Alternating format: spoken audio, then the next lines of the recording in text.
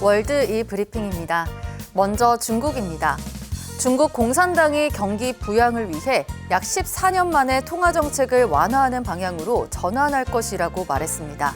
중국 지도부는 시진핑 국가주석 주재로 열린 중앙정치국 회의에서 내년 경제 기조를 발표하며 통화정책 완화를 예고했는데요. 내년에는 더욱 적극적인 재정 정책과 적당히 완화적인 통화 정책을 실시하겠다는 겁니다.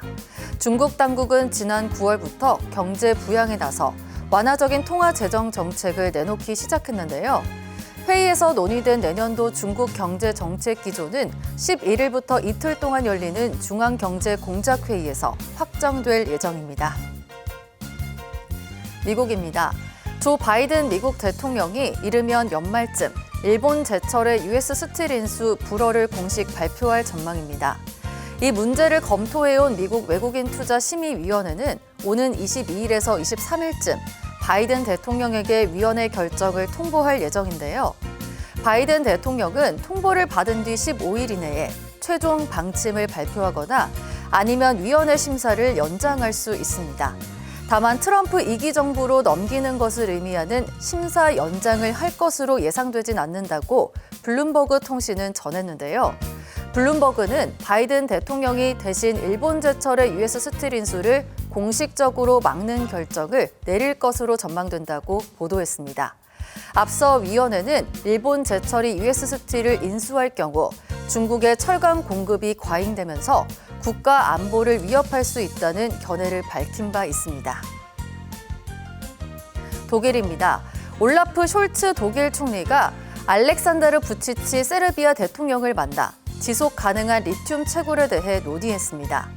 세르비아의 전기차용 배터리에 사용되는 리튬 매장량은 약 120만 톤으로 전 세계 매장량의 약 10%를 차지하는데요. 정부가 광물기업 리오틴트의 광산 개발 허가를 2년 만에 재개하면서 세르비아의 러브콜이 쏟아지고 있습니다. 독일이 서둘러 리튬 매장량을 토대로 한 배터리 협업을 발표한 이유인데요. 계획대로 된다면 현재 유럽 리튬 수요의 90%를 충당하고 리오틴트를 세계 최고의 리튬 생산 업체 중 하나로 만들 수 있을 것으로 예상됩니다. 끝으로 미국입니다. 미국 자동차 제조사인 제너럴 모터스가 갈수록 경쟁이 치열해지는 로보택시 시장에서 빠지겠다고 선언했습니다. GM은 자율주행 로보택시를 개발하는 계열사 크루즈에 더 이상 자금을 지원하지 않을 것이라고 밝혔는데요. 크루즈는 GM의 지분율이 90%에 달하며 그동안 GM은 크루즈에 100억 달러 이상을 투자해 왔습니다.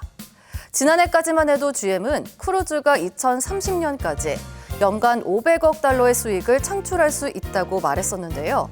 하지만 자율주행 기술 개발의 높은 비용과 어려움을 이유로 관련 사업 자금 지원을 중단한 것으로 전해졌습니다.